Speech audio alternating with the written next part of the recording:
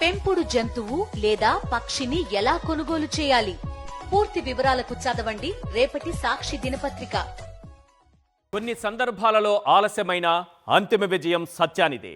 అలా అంతిమ విజయం సత్యానిది కావాలంటే ఏది సత్యమో ఏది అసత్యమో తేలాలి. నిజాల నిగ్గు తేల్చాలి. అలా సత్యాన్ని గెలిపించే మా ప్రయత్నమే సత్యమేవ జయతే. ప్రస్తుత రాజకీయాల్లో అవసరాల కోసం అడ్డదారులు తొక్కే పాత్రలు తప్ప హీరోలు విలన్లు కనబడరు. ఈ పార్టీలో గెలవడం, ఆ పార్టీలోకి దూకడం, అక్కడ పదవి దక్కదని క్లారిటీ వస్తే ఇంకో పార్టీలోకి దూకేయడం, ఇలానే ఏడ్చింది మన రాజకీయ వ్యవస్థ. సిద్ధాంతాలు విలువలకు ఇక్కడ చోటు లేదు. ప్రజా ప్రయోజనాల ప్రసక్తే లేదు. కేవలం వ్యక్తిగత వ్యాపార ప్రయోజనాలు మాత్రమే ముందుకు నడిపిస్తాయి.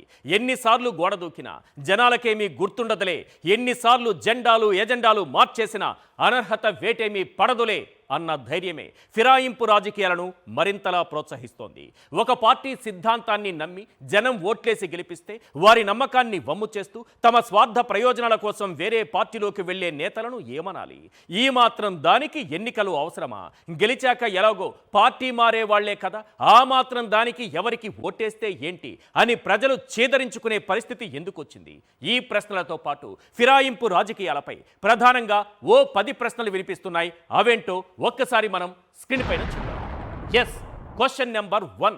నాయకులు పదే పార్టీలు మారుతున్నది ప్రజాసేవలో భాగమా, వ్యక్తిగత అవసరాల కోణమా?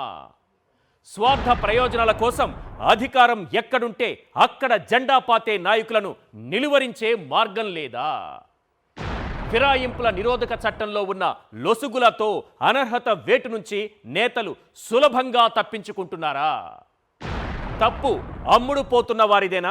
డబ్బు పదవులను ఎరగా వేసి నేతలను కొనుగోలు చేస్తున్న వారి సంగతేంటి?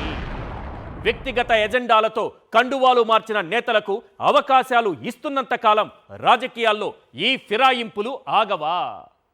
ఫిరాయింపు నేతలపై చర్యలు తీసుకోవలసిన స్పీకర్లు కూడా అధికార పార్టీకి వంత పాడుతున్నారన్న ఆరోపణల్లో నిజమెంత?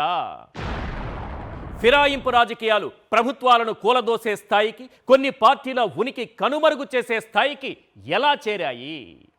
ఒక పార్టీ సిద్ధాంతాన్ని నమ్మి ప్రజలు గెలిపిస్తే నేతలు తమ అవసరాల కోసం కండువాలు మార్చేస్తుంటే ఇక ప్రజా తీర్పుకు విలువ ఉంటుందా? దేశంలో ఫిరాయింపు రాజకీయాలను ఖండించే హక్కు ఏ ఒక్క పార్టీకైనా ఉందా? రాజకీయ పార్టీలన్నీ ఆతాను ముక్కలేనా? రాజకీయాల్లో ఈ ఫిరాయింపులకు అడ్డుకట్ట పడాలంటే ఉన్న చట్టాలు బలోపేతం చేయాలా? ఆ స్థానంలో కొత్త చట్టాలు తేవాలా?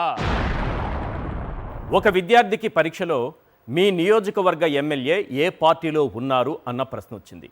ఆ సమయానికి ఆ విద్యార్థి కరెక్ట్గానే జవాబు రాశాడు. కానీ ఆ పేపర్ దిద్దేలోపు ఆ నియోజకవర్గ ఎమ్మెల్యే పార్టీ మారిపోయారు. దీంతో ఆ టీచర్ రాంగ్ ఆన్సర్ అంటూ మార్కులు ఇవ్వలేదు. ఇప్పుడు చెప్పండి, తప్పెవరిది? విద్యార్థిదా, టీచర్దా? పదవుల కోసం పదే పార్టీలు మారే ఆ ఎమ్మెల్యేలదా? ఫిరాయింపులతో మన రాజకీయాలు ఎంతలా భ్రష్టుపట్టాయో చెప్పడానికి ఇంతకంటే ఉదాహరణ ఉండదు. కానీ రాజకీయ పార్టీలు మారేటటువంటి రాజకీయ నాయకుల దగ్గర అనేక కారణాలు ఉంటాయి. అది రైటా రాంగా అని డిసైడ్ చేసేది ఎవరు?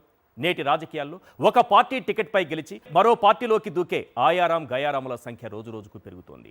ఈ పరిస్థితి రాజకీయ వ్యవస్థలో మరింత అస్థిరత, గందరగోళం సృష్టిస్తోంది. తెలంగాణలో బీఆర్ఎస్ నుంచి గెలిచి కాంగ్రెస్లోకి జంప్ కొట్టిన ఎమ్మెల్యేల అంశం హైకోర్టు మెట్లెక్కిన సమయంలో మరోసారి ఫిరాయింపు రాజకీయాలపై హాట్ డిబేట్ మొదలైంది. స్వార్థం కోసం, పదవుల కోసం, అధికారాన్ని అనుభవించడం కోసం పార్టీలు మారుతున్నారంటూ ఒక వర్గం విమర్శిస్తుంటే నియోజకవర్గ ప్రయోజనాలే ముఖ్యమంటూ మరో వర్గం సమర్థిస్తుంది. షర్ట్ మార్చినంత ఈజీగా జెండా ఎజెండా మార్చేస్తున్నారు.